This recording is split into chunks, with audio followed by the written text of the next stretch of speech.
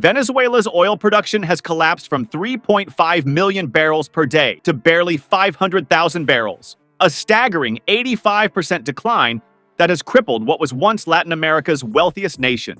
Now, President Maduro has made his most dramatic move yet, nationalizing oil fields and evicting U.S. energy companies that have operated there for decades. This decision comes as 94% of Venezuelans live in poverty, and over 5 million citizens have fled the country in the largest exodus in modern Latin American history. But will seizing control of these oil fields revive Venezuela's economy? Or is this the final desperate act of a regime running out of options? Today, we examine what this means for global energy markets and the geopolitical power struggle between Washington and Caracas. The story of Venezuela's oil industry is a cautionary tale of unprecedented collapse. In just over 2 decades, a nation sitting atop the world's largest proven oil reserves, exceeding even Saudi Arabia's vast petroleum wealth, has witnessed its production capacity crumble to near insignificance on the global energy stage. Where Venezuelan oil fields once produced 3.5 million barrels daily in 1998, today's output has withered to approximately 500,000 barrels, representing an 85% decline that has sent shockwaves through the nation's economy. This collapse is particularly striking when one considers Venezuela's former position as Latin America's economic powerhouse. Throughout much of the 20th century, Venezuela enjoyed prosperity that set it apart from its regional neighbors. Oil revenues funded modern infrastructure, education, and healthcare systems that were the envy of the continent. Yet today, we observe a nation whose GDP has contracted by more than 75% since 2013, a decline steeper and more rapid than what the United States experienced during the Great Depression of the 1930s. The seeds of this catastrophe were planted during the Hugo Chavez era. Upon taking power in 1999, Chavez implemented ambitious social programs designed to redistribute the country's oil wealth. These initiatives initially produced positive results, reducing poverty rates and expanding access to education and healthcare for millions of previously marginalized Venezuelans. However, these policies carried a fatal flaw. They depended entirely on sustained high oil prices. When global oil markets began to falter, the fragile foundation of Venezuela's economic model quickly crumbled. PDVSA, once considered among the world's most professional state oil companies, became the epicenter of Venezuela's economic implosion. After a failed 2002 strike against Chavez, the government purged PDVSA of thousands of experienced engineers and technicians, replacing them with political loyalists lacking technical expertise. This politically motivated restructuring transformed PDVSA from an efficient producer into a vehicle for corruption and patronage. Critical maintenance was deferred, technological upgrades postponed, and revenue diverted from reinvestment to fund government programs. The evidence of this mismanagement is visible throughout Venezuela's oil infrastructure. Refineries built to process the country's heavy crude now sit in various states of disrepair. Pipelines leak, storage facilities deteriorate, and drilling equipment stands abandoned in once productive fields. Meanwhile, the exodus of skilled workers continues unabated, with an estimated 30,000 former PDVSA employees now working in oil industries abroad, from Colombia to the Middle East. By 2018, Venezuela's economic situation had deteriorated to the point where hyperinflation reached a staggering 130,000%, a level that rendered conventional business operations mathematically impossible. Companies could not set prices fast enough to keep pace with inflation, while workers found their salaries worthless before the next payday arrived. For international firms operating in Venezuela, including American oil companies, this economic chaos created an environment where maintaining normal operations became increasingly untenable. The human toll of this economic catastrophe cannot be overstated. Current estimates indicate that 94% of Venezuelans now live below the poverty line, a statistic that would have been unimaginable in the country's prosperous past. Food shortages have become so severe that the average Venezuelan has lost approximately 8 kilograms of body weight in recent years, a phenomenon economists have grimly labeled the Maduro diet, referencing the current president who succeeded Chavez after his death in 2013. Venezuela's currency, the bolivar, has lost virtually all value, forcing many citizens to resort to barter systems or foreign currencies for daily transactions. This economic disintegration has triggered the largest refugee crisis in the Western Hemisphere, with over 7 million Venezuelans, nearly 1/4 of the country's population, fleeing to neighboring countries and beyond. Amidst this economic rubble, Maduro has now made his most audacious move yet, one that defies conventional economic wisdom in a way that has left experts baffled. On January the 8th, 2023, in a televised address broadcast across Venezuela's state-controlled media networks, President Nicolas Maduro announced the immediate nationalization of key oil fields operated by American companies. Standing before a gigantic portrait of Simón Bolívar, Maduro declared, "For too long, foreign corporations have waged economic war against our sovereign nation, stealing the birthright of every Venezuelan citizen. Today, we reclaim what is rightfully ours."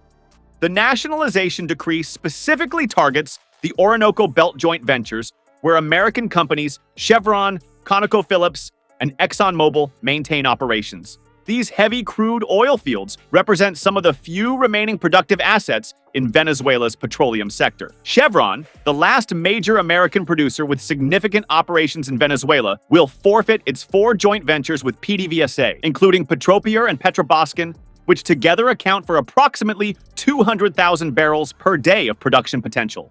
This nationalization appears strategically timed to coincide with Maduro's re-election campaign. Facing dismal approval ratings hovering around 15% according to internal polling data, Maduro desperately needs to energize his base. By positioning himself as a defender of national sovereignty against Yankee imperialism, he appeals to the nationalist sentiments that once mobilized support for his predecessor Hugo Chavez. Simultaneously, he creates a convenient external scapegoat for the country's economic catastrophe. History offers a sobering precedent for this approach.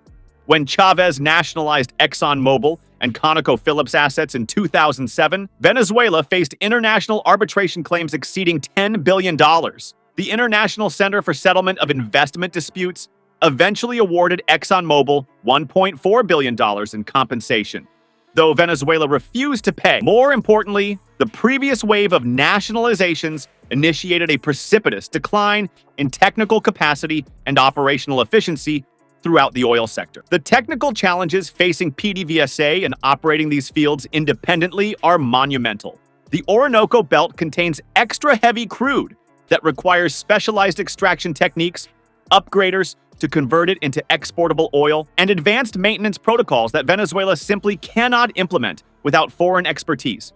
According to former PDVSA executive Luis Pacheco, the national oil company lacks not only the technical capacity, but also the financial resources to maintain production levels in these complex fields. Even if Venezuela could maintain production, international sanctions create a paradoxical situation where increased output might not generate additional revenue. U.S. sanctions prevent most international buyers from purchasing Venezuelan crude, leaving the country dependent on black market sales at steep discounts, often through Russian intermediaries who take substantial commissions. Energy consultant Francisco Monaldi estimates that Venezuela sells its oil at a $20 to $30 per barrel discount compared to international market prices. Industry analysts estimate that restoring Venezuela's oil production capacity would require at least $20 billion in capital investment, funds that neither the bankrupt PDVSA nor the Venezuelan government can access. The International Monetary Fund reports that Venezuela's foreign reserves have dwindled to approximately $5.9 billion, much of which is held in illiquid gold rather than cash. Paradoxically, while Maduro doubles down on oil nationalism, his government has quietly retreated from socialist policies in other economic sectors.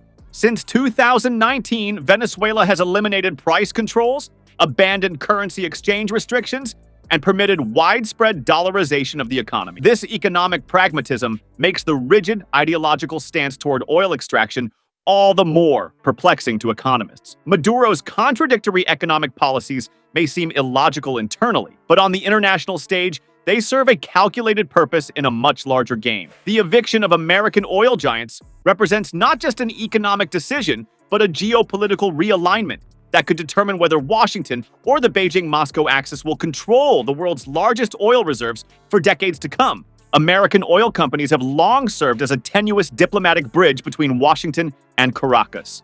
Despite increasingly hostile rhetoric and deteriorating diplomatic relations, these corporate connections maintained minimal economic ties when nearly all other linkages had been severed.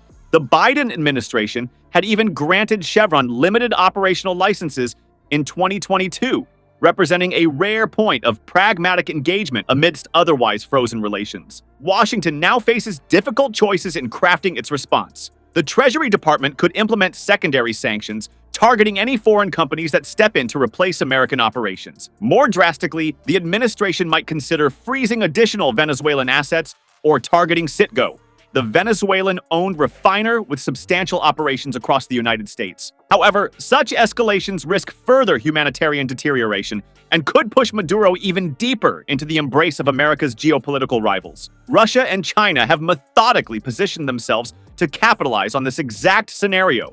Russian state oil giant Rosneft has invested approximately $9 billion in Venezuelan oil projects since 2010 and currently operates joint ventures producing around 125,000 barrels daily. CNPC, China's state petroleum company, has similarly expanded its footprint through the Sinovenza joint venture in the Orinoco Belt.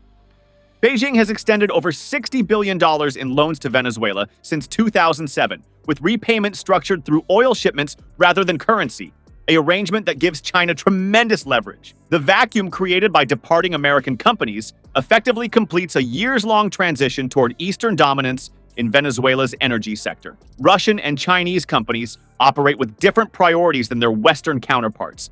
They value geopolitical influence and resource security over quarterly profits, allowing them to accept operating conditions that would be intolerable to shareholder-accountable Western firms. Cuba's role in Venezuela's security apparatus further complicates the geopolitical equation. An estimated 2,500 Cuban military and intelligence advisors provide critical support to Maduro's government, focusing particularly on counterintelligence operations and monitoring potential dissent within Venezuela's armed forces. This arrangement, begun under Chavez, has evolved into a significant security dependency that reinforces Cuba's regional influence while providing Havana with discounted oil shipments that sustain its own fragile economy. The nationalization decision arrives at a particularly volatile moment in global energy markets. Western nations scrambling to replace Russian energy supplies following the Ukraine conflict now face the prospect of another major producer shifting firmly into the anti-Western camp. While Venezuela's current production levels remain too diminished to significantly impact global prices, the symbolic effect of increasing energy cooperation between Caracas, Moscow, and Beijing creates additional pressure on Western energy security strategies. For ordinary Venezuelans, the humanitarian implications could be severe. The country already faces one of the Western Hemisphere's worst refugee crises, with over 7.1 million Venezuelans, approximately 25% of the population, having fled the country since 2014. Colombia alone hosts nearly 2.5 million Venezuelan refugees, straining social services and creating tensions in border regions. Further economic isolation could accelerate this exodus, potentially destabilizing neighboring countries already struggling to accommodate these displaced populations. Now, if you want to know about how China is shocked by Trump's 104% tariff imposition, click on the next video.